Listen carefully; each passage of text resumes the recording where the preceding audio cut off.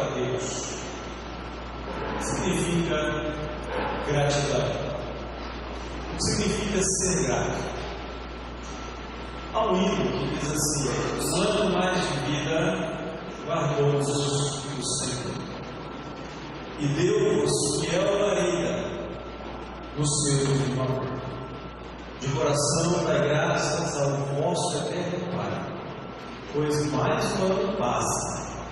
A Deus mil graças dai. Esta não tem sido a tônica das conversas mais comuns ultimamente. Se você liga a televisão, se você vai assistir um jornal, se você vai ler uma revista, seja de economia, seja de política, todos estão colocando o ano de 2016 como um ano perdido, um ano de retrocesso, um ano a ser esquecido. Muda a maneira de dizer, muda a idade de quem diz, muda até o tamanho da conta bancária. Hoje geralmente ela está um pouco mais enxuta, com menos números, e às vezes parecendo a camisa do meu amado Bahia: azul, vermelho, azul, vermelho, azul, vermelho. Mas ainda bem que ele é um cartão internacional, totalmente vermelho, azul, vermelho. Não tem sido muito comum ouvir pessoas dizendo que esse ano foi um ano bom. Mas afinal, foi ou não foi um ano bom? Eu acredito que depende muito da perspectiva. Depende de quando nós olhamos para os fatos, para os feitos. Depende de quando nós valorizamos o que temos, ou, o que é pior, de quando nós valorizamos o que não temos, o que não conseguimos, o que não alcançamos. Às vezes a sensação de que nada foi bem, de que não deu certo, não é nem pelas coisas que nós perdemos. Talvez não tenhamos perdido nada, mas é mais por aquelas coisas que nós não conseguimos alcançar e ficamos frustrados. Enfim, tudo depende daquilo em que nós colocamos as nossas expectativas, daquilo que nós esperamos que nos dê satisfação, que nos faça nos sentirmos realizados. Utilizando uma linguagem mais teológica, depende de quem é o ídolo do nosso coração. Como assim, ídolo do coração? Quanto mais devotado uma pessoa é ao ídolo, quanto maior o amor que essa pessoa dedica a esse ídolo, quanto maior a expectativa de que esse ídolo lhe satisfaça, maior vai ser a sensação de fracasso quando sofrer algum tipo de decepção. Isso em todas as áreas da vida. Talvez você diga assim: não, pastor, eu sou cristão, eu sou evangélico, eu não tenho ídolos. Talvez você não tenha uma imagem de gesso no canto, ou pendurada na corrente uma imagem de madeira ou de metal. Talvez você não tenha uma figura pintada na parede ou pregada no seu carro. Mas tanto mais profundo é o ídolo, que mais difícil fica perceber sua realidade, a sua influência, porque ele se torna algo natural, parte da vida, não precisa nem ser representado graficamente. Deixe-me exemplificar isso aqui de algumas maneiras. Um grande ídolo de alguém, da vida de alguém, pode ser o seu cônjuge, pode ser o seu noivo, pode ser o seu namorado, ou noivo, ou namorado. E para essa pessoa, por ser o seu ídolo, você é capaz de fazer pequenos e de fazer até grandes sacrifícios. E isso com a expectativa de que seu sacrifício seja visto, seja reconhecido, e quem sabe seja recompensado. E se esse reconhecimento não vem, aí isso estraga o resto da sua vida. Tudo fica ruim, tudo fica amargo, tudo fica sem cor, tudo fica sem graça. Mas tem outro ídolo. Pode ser sua família. E se algo não dá certo na sua família, se os seus filhos não são como os filhos dos outros,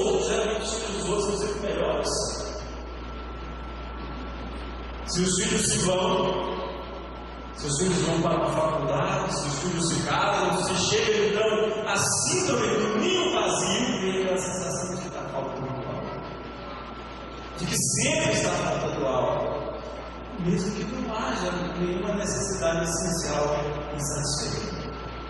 Mas o trabalho, você é um funcionário esforçado, exemplar, frequente, participativo, seu ídolo é a sua carreira. Você espera reconhecimento dos colegas, do patrão, quem sabe uma promoção, ou no mínimo, no final do ano, um quadro de funcionário do ano. Mas de repente o que chega é a aposentadoria, ou pior, desemprego, seu ídolo se foi, sua vida acabou. É tudo um grande desprazer, canseira e infância. É claro, gente, que ninguém faz uma imagem de São Marido mostrando a esposa. Ninguém faz uma altar ao Santo Trabalho, muito menos a Santa Família. Eu ainda não vi ninguém fazer promessa à Santa Carteira de Trabalho para aquele momento. Ainda não vi. Eu ainda não vi, mas do jeito que as coisas andam, eu não duvido absolutamente nada do que daqui a pouco alguém venha a fazer. Por favor, não aprenda, eu estou dando ideia. Mas se o trono do seu coração é ocupado pelo Senhor, ou seja, se você já teve experiência de chegar diante do Senhor e dizer: Tu és o meu Senhor, se você já entregou a sua vida na mais absoluta confiança de que Ele fará não apenas o melhor que Ele puder, mas simplesmente tudo o que é necessário para você, então você vai ter a experiência de estar plenamente satisfeito, de não sentir desejos ardentes por mais nada, independente de qual seja a sua situação.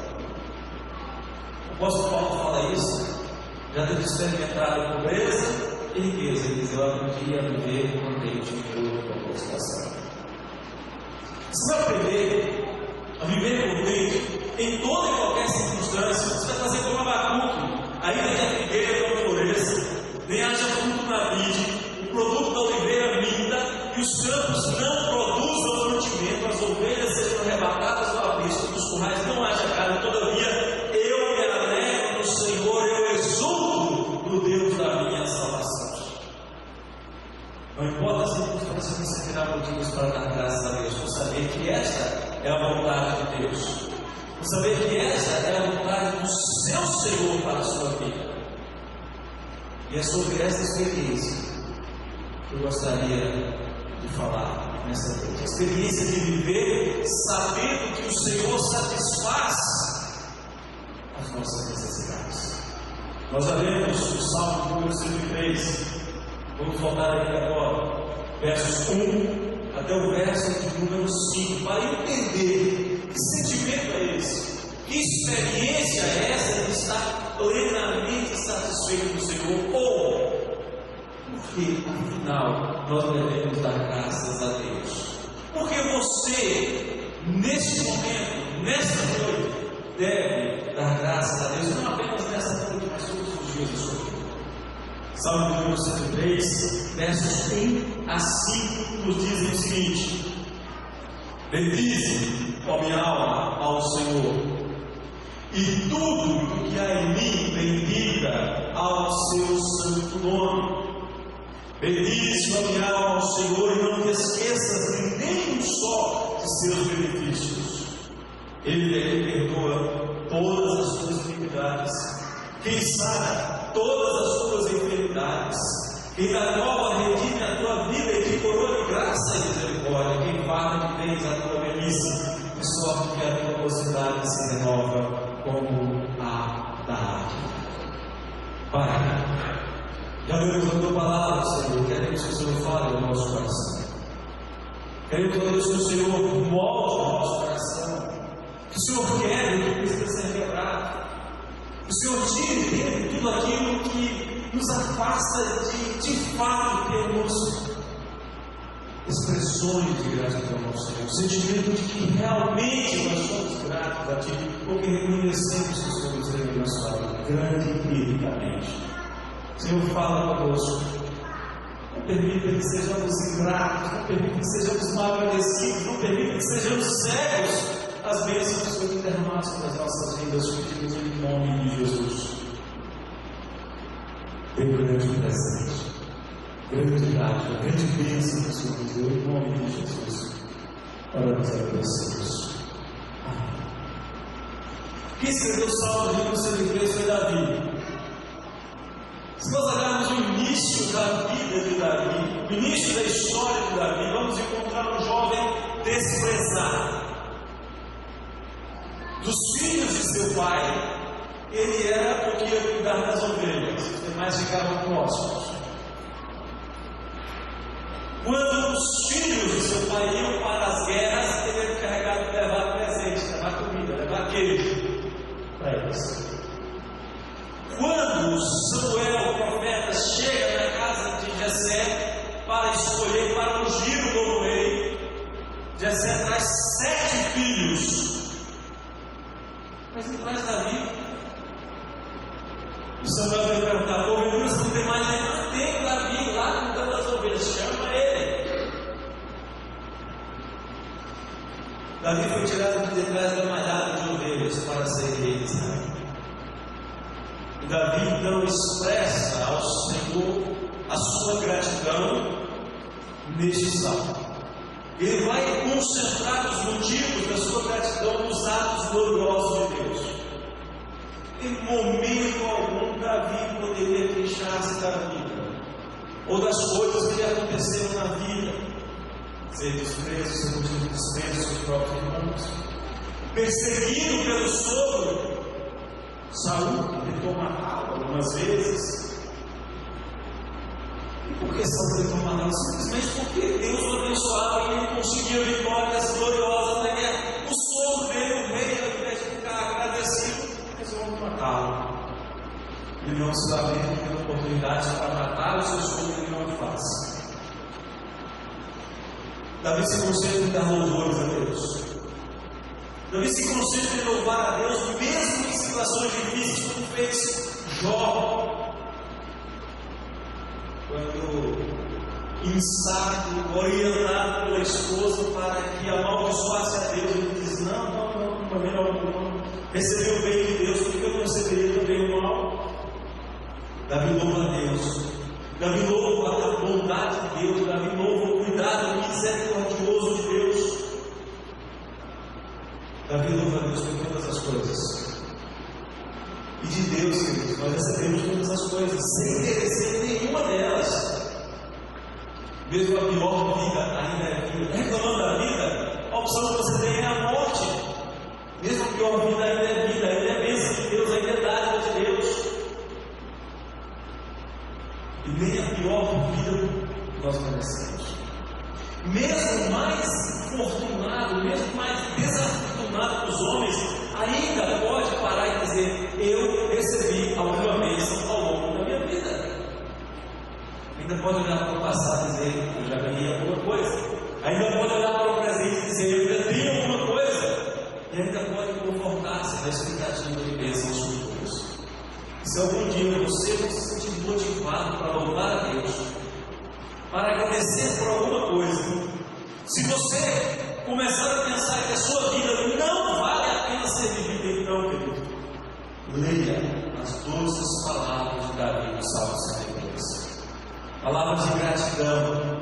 O Salmo que começa dizendo: bendize a minha alma ao Senhor. Não apenas os lábios, mas tudo que há em mim bendiga ao seu santo nome. O que nós podemos aprender com Davi ao olharmos para esse tão mal falado ano de 2016 e nos guiarmos nos anos que Deus ainda nos dará? Antes que a gente prossiga, perceba que Davi não se prende ao passado, não fala do passado, e tampouco ele espera o futuro para louvar. Ele diz que ele louva ao Senhor no tempo presente. O salmo é todo construído no tempo presente, porque ele entende que a bênção e o cuidado de Deus correm paralelas às as nossas lutas diárias. Está lutando hoje, Deus está te abençoando. Você vai lutar amanhã, Deus vai estar te abençoando. E depois de amanhã, a mesma coisa. E mesmo que você tenha que caminhar pelo vale da sombra da morte, mesmo que os seus pés estejam doendo, os seus olhos estejam ardendo, o Senhor está contigo. Eu quero compartilhar com você duas verdades que eu aprendi ao estudar este salmo, nesses 5 primeiros versos que nós temos hoje. Primeiro, eu aprendi, queridos, que a ação de graças é fruto do conhecimento de quem Deus é. Vai dar graças a Deus quem conhecer a Deus. Davi diz aqui uma coisa mais do que óbvia: a sua alma deveria bendizer ao Senhor. É óbvio, mas precisa ser explicado. Quando o Senhor criou o homem, fez o homem em barro, e depois soltou o fôlego da vida. Ele passou a ser alma vivente. Eu vou discutir se o homem é composto de corpo e alma, corpo, alma e espírito. Assunto para outra hora.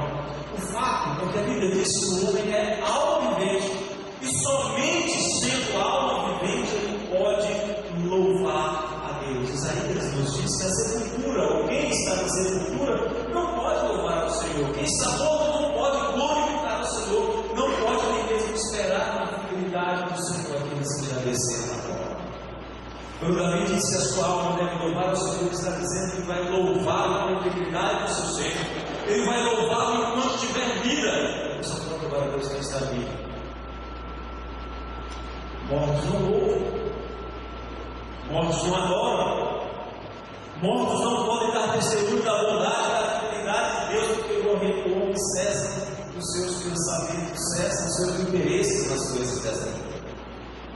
Se você tiver dúvida sobre quem deve louvar o Senhor, Davi diz: a minha alma, é o meu ser, sou eu integralmente que devo louvar ao Senhor. Salmo 150 diz: todo ser que respira, louve ao Senhor. Você é um ser que respira, louve ao Senhor. Mas Davi continua dizendo aqui nesse salmo: por que nós devemos louvar ao Senhor? Por que nós devemos servir ao Senhor? O que você tem que serve para a adoração do Senhor? Os seus bens? Suas propriedades? Seus diplomas? Seu conhecimento científico? Sua rede de relacionamento? Não estou falando aqui de Facebook, não. A resposta é com os meus dons, com os meus talentos, com os meus bens, com todo o meu ser. Isso quer dizer, queridos, que nós devemos servir ao Senhor com tudo que somos, e nada menos do que isso é aceitável. Nenhum homem, nenhuma mulher de ânimo dobre é aceitável, é agradável diante do Senhor. Mas a verdade mais que também nos diz aqui, que essa adoração ela não deve ser aleatória nem às cegas. Como se adorar às cegas? Em Atos 17, 27, Paulo diz que os atenienses adoravam às cegas. Diz que os atenienses buscavam a Deus como se porventura tateando, sabe, o cego. Você de noite não falta energia, quando não tem luz, você chega em casa, não sabe se o celular não tem mais bateria, não sabe onde está a lanterna, você chega em casa tateando. Os atenienses tentavam de alguma maneira agradar a Deus, mas não podiam achar. A adoração ao Senhor não é nem natural nem espontânea, pelo contrário. A tendência natural de todo homem é pegar a verdade de Deus, jogar fora e no seu lugar colocar uma mentira que ele próprio faz, que ele próprio fabrica segundo a imagem que faz de si mesmo, sendo ele criação caída. E aí nós temos dois problemas: ou ele faz uma imagem de si mesmo se exaltando,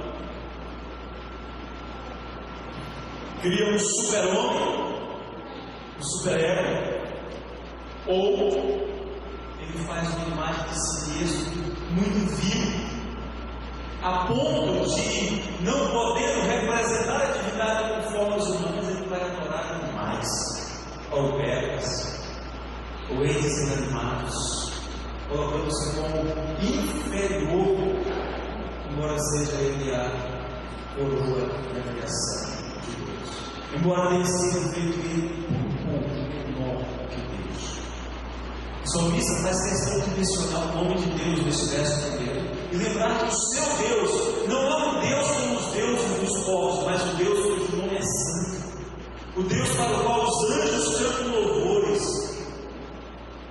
O Deus que nós somos constantemente lembrados de que devemos adorá-lo na beleza da sua santidade. Salmo 30, verso 4 diz: salmodiai ao Senhor, vós sois seus santos. Está falando de gente como eu e você, que dá graças ao seu santo nome. Salmo 33, 21 diz: nele, no Senhor, o nosso coração se alegra, pois confiamos no seu santo nome. Davi diz aqui no verso 1: bendize a minha alma ao Senhor e tudo que é em mim bendiga ao seu santo nome. Davi conhecia o seu Deus. Você conhece Deus? Você conhece Deus? Se o conhece, por que não adora? Por que não dá graças todos os dias? Acredito que se não faz, o problema não está em Deus. O problema não está em Deus. Mas há uma outra coisa que eu aprendi hoje na discussão. Davi diz que quem conhece a Deus sabe por que deve agradecer. Sabe quais são os motivos de expressar ações de graça ao Senhor? O primeiro verso diz quem? Diz com que? E diz a quem o louvor deve ser dirigido. Cada homem, cada mulher, cada ser e filho deve louvar a Deus com todo o seu ser. Os versos 2 a 5 continuam a tratar do mesmo assunto. Vamos ensinar que louvor e ações de graças é gratidão, é reconhecimento, é lembrança do que Deus tem feito. Sua ação poderosa é motivo para alegria e esperança no coração dos filhos. Davi avança, Davi desenvolve o seu pensamento. É como se Davi estivesse tirando uma camada para que você pudesse ver mais fundo. E Davi então passa a considerar não mais o ser de Deus, mas considerar os seus atos de bondade e misericórdia para o seu povo. E Davi chama a si mesmo, não está chamando os outros, não está falando dele mesmo. Ele chama a si mesmo para não ser grato, para não se esquecer, para não deixar de considerar, de refletir, de meditar nos feitos grandiosos de Deus. Não é possível que alguém conheça Deus sem acreditar no que Ele faz. Não é possível alguém reconhecer os atributos de Deus sem olhar a maneira dele manifestar esses atributos no dia a dia. Ingratidão é não considerar o que Deus fez de bom. É esquecer as bênçãos que Deus deu. Não só pode dar graças quem não se esquece de que Deus já o abençoou. Bendizer ao Senhor é lembrar que Ele é a fonte de todas as nossas bênçãos. O salmista então bendiz ao Senhor com todo o seu ser. Todo o tempo, dizer no Salmo 146, louvarei ao Senhor durante a minha vida, cantarei louvores ao meu Deus enquanto eu viver. E aqui nos versos 2, 3, 4 e 5, Davi vai fazer uma pequena lista de tipos de benefícios que o Senhor já lhe concedeu. Eu acredito que tem concedido a você também, pelo menos uma vez na vida. Se você não quer dar graças a Deus, ou você é ingrato, você tem um sério problema de memória e não se lembra dos benefícios de Deus para contigo. Em primeiro lugar, Davi vai dizer o seguinte: meu Deus, o Senhor é aquele que perdoa todas as tuas iniquidades.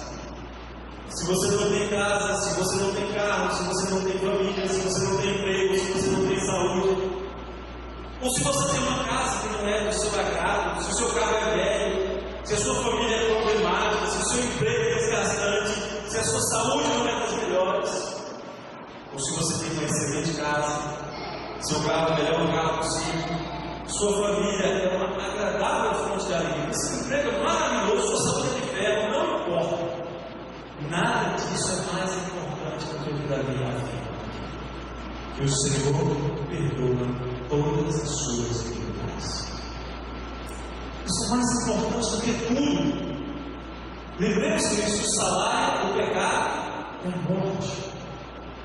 Lembramos que a prática do pecado é garantia de eternidade no inferno.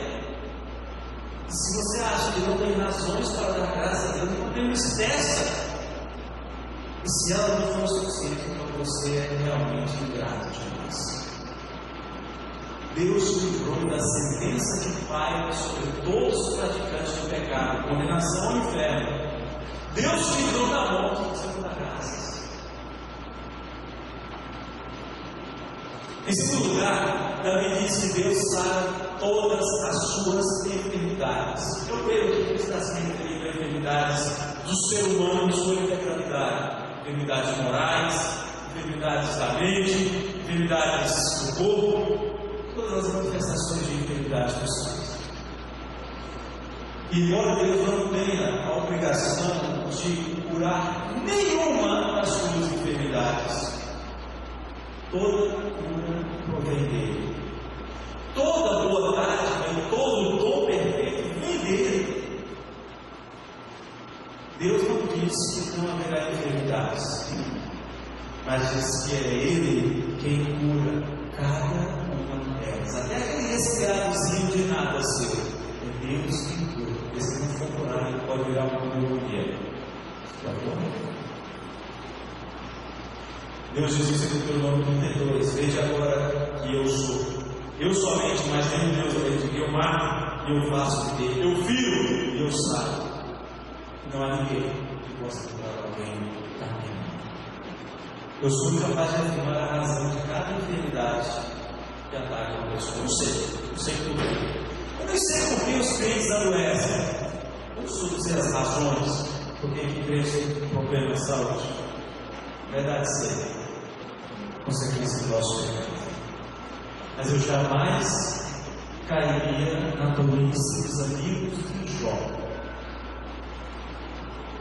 Uma coisa é certa: se você está vivo, se você ainda não foi fulminado por alguma doença, então você tem motivo para agradecer a Deus. Você já foi curado de tantas doenças, então você tem motivo para agradecer a Deus. Em terceiro lugar, Davi diz que Deus é aquele que traz redenção ao morto. Porque o estado de todo homem sem Deus é de morte. Paulo nos diz em Efésios 2:1. E Deus vem lhe dar redenção, lhe dar vida, uma nova vida, uma vida que faz sentido, uma vida que já é aqui, hoje, um antegosto das bênçãos da vida eterna. A vida eterna que já foi dada mediante o decreto irrevogável do Supremo Legislador, Deus. E por que Ele faz isso? Porque Deus te dá vida. Eu tenho certeza que não é por nada que você possa fazer. Primeiro, porque morto não pode fazer nada. E em segundo lugar, porque você não se sinta tentado a cair na arrogante pretensão do coração humano de achar que tem direito de exigir alguma coisa de Deus. Deus, eu fiz isso de bom, agora me recompense. Deus, eu fiz isso, agora faça a sua parte. Deus, eu vou fazer isso, mas eu quero aquilo. Não é assim que funciona. Sabe a parte de Deus que você faz alguma coisa? É ser o seu Senhor, o seu dono, livre, soberano. E se Ele nos dá alguma coisa, a redenção, inclusive, é porque Ele se compadece em seu coração da nossa miséria. E graciosamente nos dá não apenas o que está diante dos nossos olhos, mas nos dá também o seu Filho amado em quem nós vamos pensar. E por fim, Davi vai falar da suficiência de Deus. Ele afirma no verso 5 que é Deus quem farda de bens a sua velhice e renova a sua velocidade como a da águia. Na cultura oriental, a águia é tido como um animal que, quanto mais velho fica, mais experiente e mais forte ele se torna, por causa da agilidade do seu voo e porque renovava constantemente as suas penas. Era um símbolo de juventude perene, e o próprio Senhor usa esse símbolo através do profeta Isaías no capítulo 40. Havia um provérbio antigo que desejava que as pessoas envelhecessem como uma águia, isto é, se tornando mais e mais fortes. E as Escrituras afirmam que Deus é a fonte de toda a suficiência. E às vezes nós pensamos, não, eu consigo as coisas porque eu sou jovem, eu consigo as coisas porque eu sou sábio. Na verdade, isso é jactância. Isso é arrogância, porque na verdade é Deus que dá. E Deus dá tanto àquele que trabalha vigorosamente, como àquele que já não tem mais nenhum vigor. Tiago disse que quando você sair para negociar, você não sai dizendo assim, eu vou e farei. Diga assim, se Deus quiser, eu vou e farei, e voltarei. É Deus que dá, mesmo que trabalha. Mas Deus também dá. Aquele que já não tem mais nenhum vigor. Isaías 40, 29 e 30 diz que Deus faz forte ao cansado, que Deus multiplica as forças ao que não tem nenhum vigor. Se você acha que você, jovem, é poderoso, ele que diz: os jovens se cansam e se fatigam, e os moços exaustos caem. Duas verdades fundamentais que nós aprendemos: quem conhece a Deus é agradecido. Quem é abençoado por Deus tem que agradecer. E se você está com dificuldade de agradecer, o que faz? Como fazer para resolver o problema de quem tem dificuldade de dar graças a Deus? Nós temos uma solução. Esse salmo, neste salmo, Davi manifesta de maneira magistral aquele tempo para o coração da igreja do Senhor Jesus, de cada cristão da vida. O cristão não precisa de bem-estar para dar graças a Deus. O cristão dá graças a Deus porque ele conhece o seu Senhor, conhece o seu Deus, conhece o santo nome do seu Deus. E como cristão, ele sabe que o seu Senhor já lhe proporcionou bênçãos extraordinárias, bênçãos inalcançáveis, bênçãos que não podem ser alcançadas no braço de homem algum. Por exemplo, o homem não consegue alcançar a sua própria salvação. Você não consegue se salvar. Você não consegue remir os seus próprios pecados. Você não consegue o perdão dos seus pecados por si mesmo. Tanto faz ser rico e poderoso como pobre e miserável. Tanto faz. Sem Deus, fica correndo de um lado para o outro. E acaba morrendo sem alcançar aquilo que mais necessita, que é a redenção da sua alma da morte. Muitos vivem procurando alguma coisa e não sabem que a única coisa que realmente precisam é deixar de ser rebeldes sem causa contra um Deus bondoso e santo. Qual é o grande problema do coração do homem? É a indisposição para agradecer a Deus, tanto as grandes quanto as pequenas coisas. É fechar os olhos para o que Deus está fazendo. Vamos agora fazer um pequeno exercício mental. Usa a sua imaginação. Imagine que você tem em suas mãos um papel e uma caneta. Quem tem não precisa imaginar, mas por favor, não vai escrever. Nesse papel, imagine que você vai escrever o nome de algumas pessoas. Por exemplo, você que é casado, imagine o nome do seu cônjuge. Se tem filhos, coloque nesse papel, imaginariamente, coloque nesse papel o nome dos seus filhos. Se você não é casado, coloque aí o nome dos seus pais, dos seus irmãos. Bom, a pequena lista aí, então coloque aí nessa lista: casa, se você tem, carro, moto, bicicleta, celular, animais. Imagine que também tem coisas que você gosta de fazer: amigos, estudo, trabalho, até algumas coisas que você não gosta tanto, por tarefas domésticas. Coloque aí, por exemplo, fazer a comida. marcando. Vai imaginando essas coisas. Agora, imagine que à frente dessas coisas tem um espaço reservado para você colocar o que te aborrece. No seu marido, na sua esposa, no seu pai, na sua mãe, no seu filho, na sua filha, no seu irmão, na sua irmã, na sua casa, no seu trabalho. Uma coisa que te aborrece. Eu creio que tem. Eu creio que tem. Vou parar um pouquinho, vou abrir um parênteses para contar uma historinha para vocês. Real. Aconteceu, não é sobre a Ezra. Aconteceu há 29 anos atrás. O garoto estava completando ano, dia 13 de novembro de 1987. E esse garoto, ele sempre ia para a casa do seu avô, todos os dias à tarde, saía da escola e ia para a casa do seu avô. E quando chegou lá, o avô diz assim: vê o que tem na garagem. Ele não tinha carro, não tinha o que ter na garagem. Na garagem tinha uma bicicleta Monarch aro 16 usada. Mas era uma bicicleta Monarch aro 16.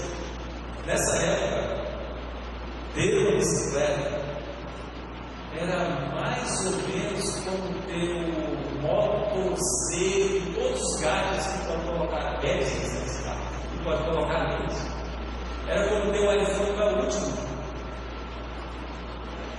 7, iPhone 7, coloca algumas letras aí, também não sei quais. Com direito à internet limitada, consumo ilimitado, mas nem 4G nem 5G, esse é um negócio extraordinário. A internet lá da Dinamarca. Era mais ou menos isso que significava ter uma bicicleta lá naquela época. E aquele garoto todo feliz, nem sabia andar de bicicleta, pega naquela bicicleta e numa tarde aprende a andar de bicicleta. E essa bicicleta tinha um pequeno problema, o freio estava desregular. Não estava arranhado, não tinha nada quebrado, só o freio estava desregulado. Imagina aprender a andar de bicicleta com o freio desregulado. Não tem uma queda. Finalzinho da tarde, 6 horas da tarde, o garoto chega na casa do avô dele e diz bem assim: pai, gostei demais, já até aprendi a andar, mas precisa regular o freio. Aí o pai diz assim: deixa a bicicleta e vai para casa. No outro dia, foi da escola, foi de almoçar. O garoto sai correndo, dia 14 de dezembro de 1987. Sai correndo, 14 de novembro de 1987. Sai correndo para a casa do avô. Cadê a bicicleta? A bicicleta sumiu. Eu nunca mais vi a bicicleta. Eu disse apenas que o freio da bicicleta precisava ser regulado. Eu não sabia regular. Experiência real aconteceu comigo. Agora vamos voltar à nossa listinha imaginária. Se Deus fosse como o velho João Zé e cada vez que você reclamasse do seu esposo, da sua esposa, do seu pai, da sua mãe, do seu filho, da sua filha, essas coisas que fossem tiradas, isso sobraria grato.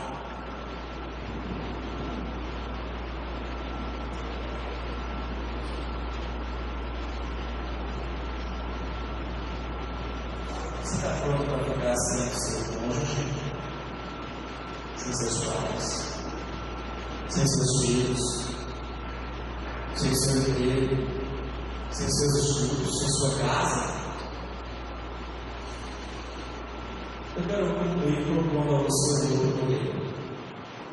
Certo homem tinha casa, muitas, e propriedades, muitas. E animais, muitos, e filhos, muitos. Tinha esposa, aparentemente só uma. E a sua riqueza não o impedia de dar graças a Deus. Mesmo ele imaginando que os seus filhos não eram perfeitos, ele ia cultuar a Deus, agradecer aos seus filhos e perceber por eles. Sempre. Certo dia ele perdeu filhos, propriedades, servos, animais, saúde, perdeu até a leve companhia da esposa. A esposa, ao invés de ver uma canção deplorável de dizer: estou aqui do teu lado, e daí vendo, sabe uma coisa, marido, melhor ser boba.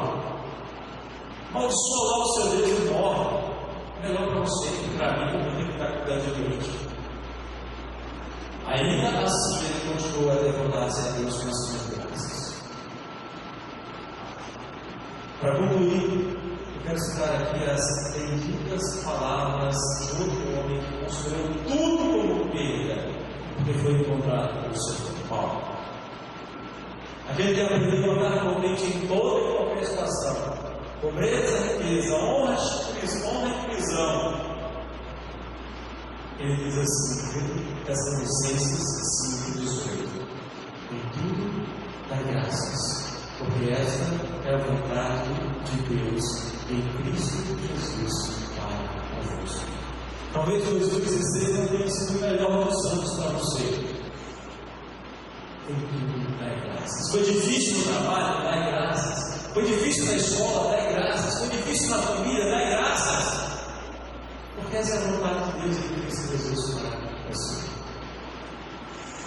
Quero convidar você a orar comigo, dando graças a Deus por tudo que Deus fez. De coração dá graças a Deus. Oremos.